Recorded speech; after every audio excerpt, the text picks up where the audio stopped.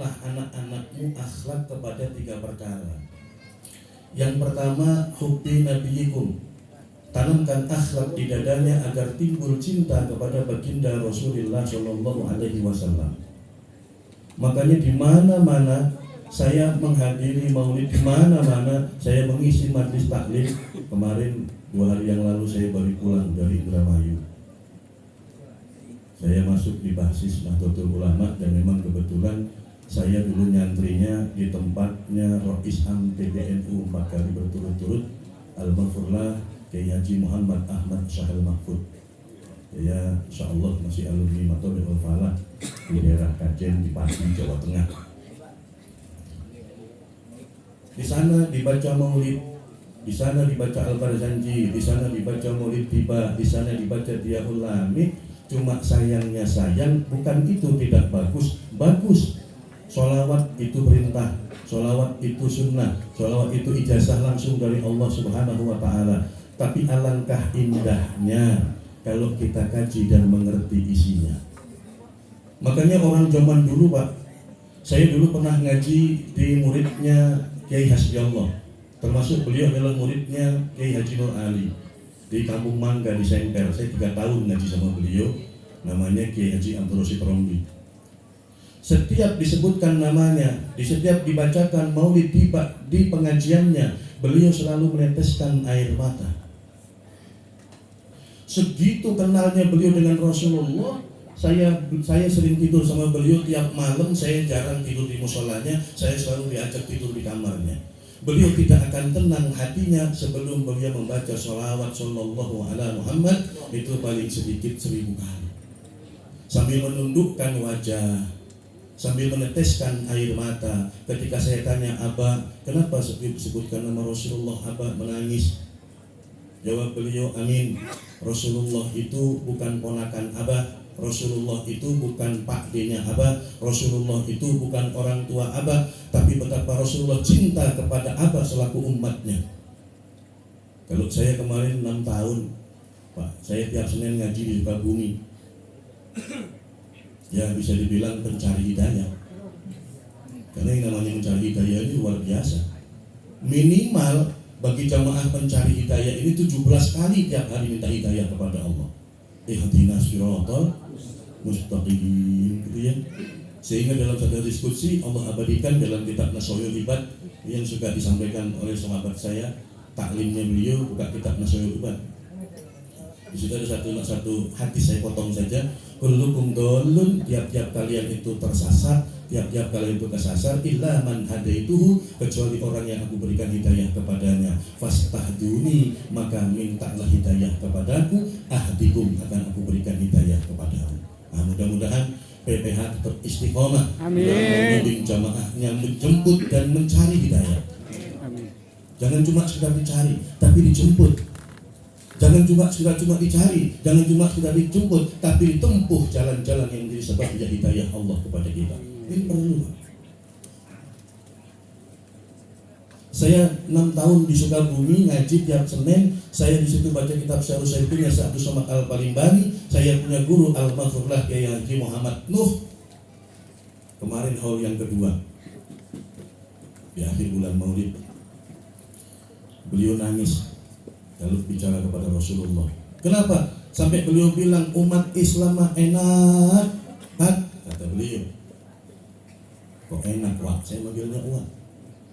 Orang Islam mah matinya nggak akan sakit. Kenapa? Sebab sakaratul maut, sakitnya ditimpa oleh Rasulullah agar ditimpakan kepada dirinya. Makanya kita kalau umat Islam baca sholawat gak nangis, aneh, Pak. Berarti selama ini yang kita baca cuma kulit. Ya Nabi salam alaika. Tengok kuenya belum keluar. Allahu Akbar. Kebetulan saya punya keluarga besar, dari ibu saya itu rata-rata lulusan pondok pesantren Remas. Di situ sekarang yang megang itu para kiai-kiai muda, kiai sepuhnya sudah nggak ada. Ada satu kiai muda yang sangat karismatik, namanya Gus Tama. Setiap disebutkan nama Rasulullah meneteskan air mata. Bahkan beliau mendapatkan ijazah langsung daripada gurunya Hadratus Syekh Kiai Haji Apa itu yang di Lasem gitu, Kiai Haji Ali Maksum, Kiai Maksum yang mendirikan Pondok Rakyat. Itu beliau menyarankan setiap makan kau baca sholawat kepada Rasulullah SAW. Satu suapan, satu sholawat. Maka itu nasi yang kata dokter bisa menjadikan sebab diabetes, gula yang katanya dokter itu bisa menjadikan penyakit, itu kalau kita bersolawat kepada Rasulullah akan jadi obat dan penuh dengan keberkahan. Masya Allah. Makanya penting kayak begini. Kenalkan kepada kita umat Islam yang saat ini krisis keteladanan. Banyak umat Islam yang baca sholawatnya rajin, baca maulidnya rajin, sujudnya tekun, dipanggil-panggil namanya Muhammad sallu alaihi, tapi nyatanya jauh kita daripada perilaku Rasulullah SAW. Apa buktinya? Kita masih suka sinis. Apa buktinya? Kita masih suka memvonis. Apa buktinya? Kita masih suka menjustis. Rasulullah orang yang penuh dengan kasih sayang. Bahkan seorang sahabat dikisahkan yang namanya Nuaiman, itu pemabuk, Pak. Pemabuk, tukang minum. Tapi yang namanya Nuaiman ini kalau nggak minum di samping Rasulullah, hatinya rindu kepada Rasulullah. Sahabat luar biasa. Tapi Rasulullah tetap sayang, Rasulullah tetap cintai. Kan beda sama saya. Ini mah beda, Pak. Sama saya. Sama siapa, Pak? Sama saya. Beda sama saya. Sama saya. Kalau nggak ikut PPH bukan jamaah kita tuh. Kalau orang nggak pernah ke masjid, bau neraka. Orang nggak pernah jamaah kan wajib. Kalau nggak itu kafir. Masya Allah. Sekarang ini gampang bener ngafir-ngafirin orang. Bener. Sekarang sedikit saya buka. Kira-kira kita sudah kafir apa sudah musyrik? Boleh, Pak? Boleh.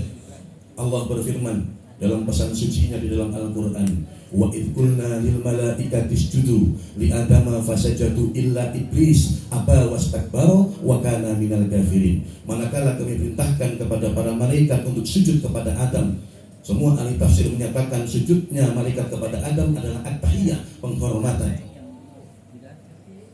Semua malaikat sujud illa iblis, kecuali iblis aba wastakbara, dia membangkang dan dia sombong. Kenapa? Dalam ayat yang lain Allah tanya, kenapa kau tidak mau sujud kepada Adam? Adam kau ciptakan dari tanah, kau ciptakan aku dari api. Api bisa membakar tanah. Ana khairu minhu, saya lebih baik daripada Adam. Alasan iblis gak mau sujud kepada Adam karena yang dia sombong, merasa lebih baik daripada Adam. Gara-gara dia sombong, wa kana minal kafirin, termasuklah dia dalam golongan orang kafir.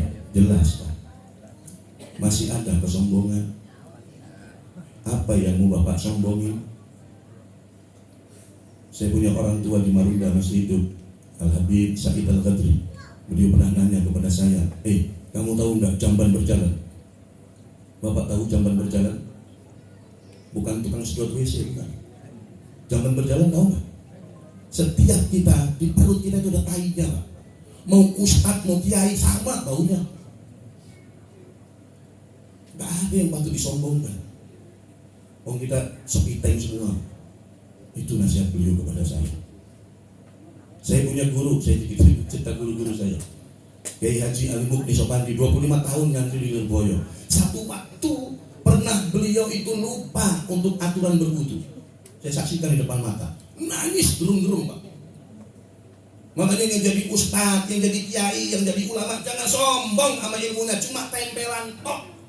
Sedetik Allah ambil, lupa.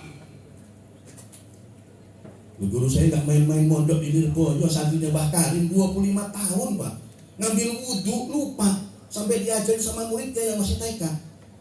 Kiai bukan begitu ngambil wudhu. Masa habis cuci muka, cuci kaki, baru cuci tangan, baru ngusap kepala. Nangis istighfar, Allahu Akbar. Ternyata begitu dialog sama saya, dia nangis, dia pelukin saya. Ternyata masih nyelit sombongan dalam hati saya. Saat itu juga Allah cabut ilmunya ini. Masya Allah. Makanya yuk malam ini kita kembali umat Islam yang semangat untuk mengenal nabinya. Ya, dibaca itu maulid, dibaca itu maulid berjanji. Kalau jangan cuma sekedar dibaca, kalau perlu gali isinya, pahami maknanya. Kelas 2 SD, Pak, saya udah ngapalin Al-Barzanji. Hafidhul ilah karamatan li Muhammadin aba'ahul amjada saunan yasbihi. Ada nggak tuh di berjanji? Jamaah BPH yang belum pernah baca pokoknya bilang aja ada biar cepat kelar. Hafidhul ilah karonatal li Muhammadin. Apa artinya? Jangan sampai nanti pulang di rumah Pak Abdul, sholawatnya bagaimana yang dibimbing Kiai Tamim? Artinya apa? Maksudnya apa? Ya harus tahu artinya. Hafidhul ilah karonatal li Muhammadin. Allah jaga nasabnya Rasulullah Muhammad sallallahu alaihi wasallam. Kalau mau ditelusuri nasabnya Rasulullah, tidak ada pernah leluhurnya dari mulai bapaknya, dari mulai ibunya, kakek, nenek, moyangnya sampai leluhurnya ke atas itu yang berbuat zina. Saking Allah muliakan nasabnya. Masya, kalau ukuran kita nggak zina gede, zina kecil, benar-benar. Nggak ustaz, nggak kiai, kalau ketemu perempuan cantik tetap aja senut-senut kan? Iya, benar. Ini saya tanya, saya lagi ceramah begini, ya kan? Saya lagi ceramah begini, tahu-tahu lu namanya lewat, nengok nggak kira-kira? Masih begitu gitu. Ya kita ngaji yang sehari-hari aja, benar ya Pak ya? Lebih seneng mana ngaji sama nonton orkes? Antengan mana ngaji sama nonton dangdut?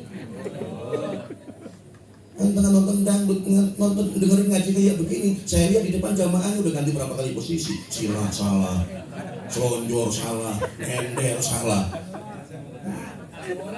Asam urat alasannya. Coba nonton orkes, ya kan? Sekian lama. Tuh kan asik.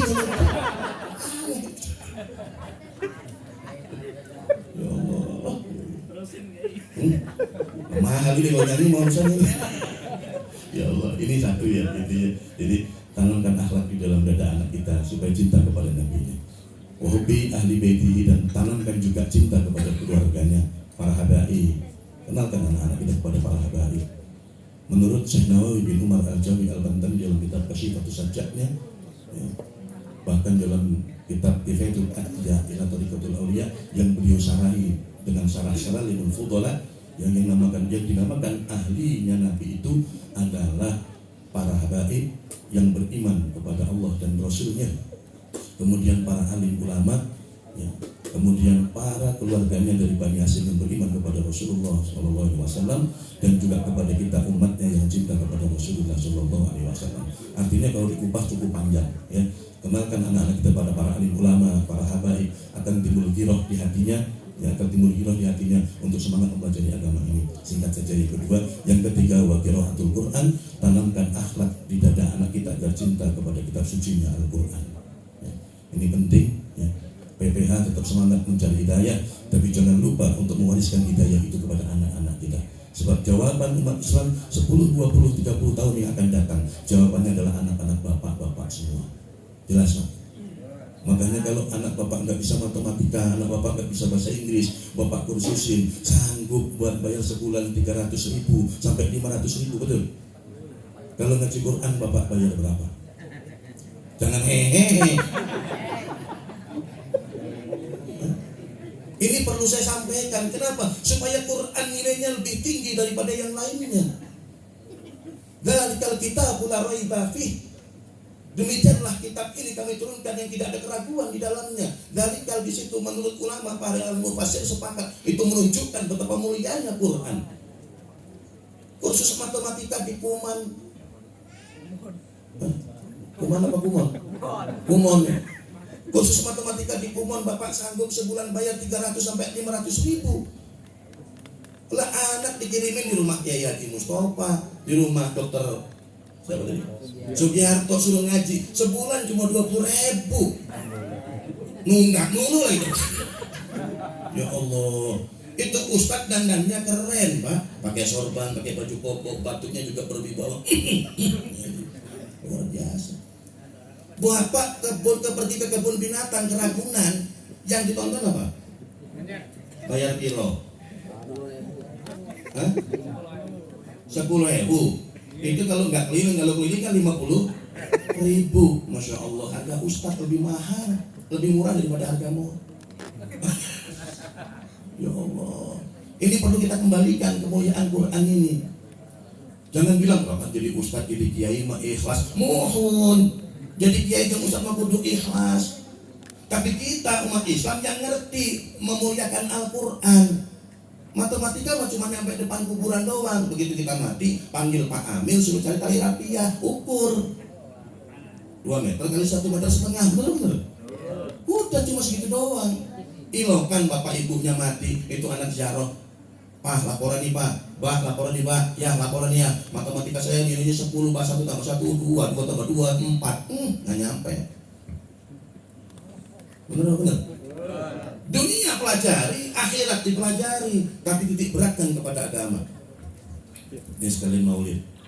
Dalam dunia ini yang saya tahu, yang diperingati hari lahirnya 3 manusia. Pernah tahu Pak? Di dunia ini yang diperingati hari lahirnya itu cuma 3 manusia.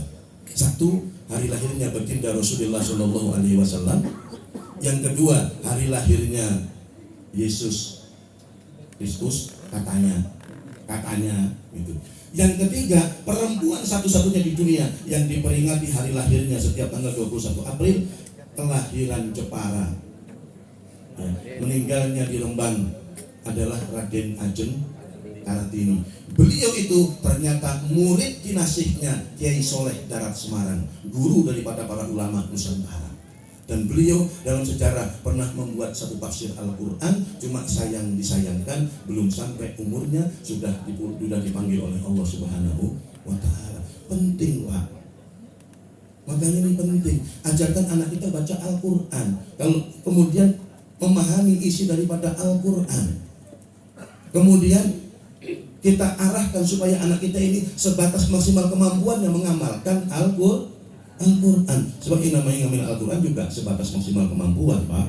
Betul-betul ya, biar kata kiai ya kan, yang meneriakkan tegakkan sunnah bapak bid'ah. Enggak semuanya kiai bisa menegakkan sunnah. Sebagian yang dia mampu, buktinya banyak kiai yang gak berani kawin lagi, betul Pak ya. Pak Dokter berani nikah lagi.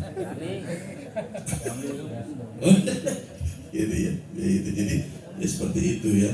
Gitu. Makanya alhamdulillah adanya pengajian kayak begini, sangat bersyukur, mudah-mudahan jadi rahmat. Mudah-mudahan kita menjadikan kita pribadi yang lebih mengenal diri kita kepada Rasulullah Shallallahu Alaihi Wasallam. Ya, kemudian juga kita cinta kepada keluarganya, kita juga cinta kepada Al-Quran selaku kitab suci kita. Ya, kurang lebihnya mohon dibuka pintu maaf. Wassalamualaikum warahmatullahi wabarakatuh. Waalaikumsalam warahmatullahi wabarakatuh.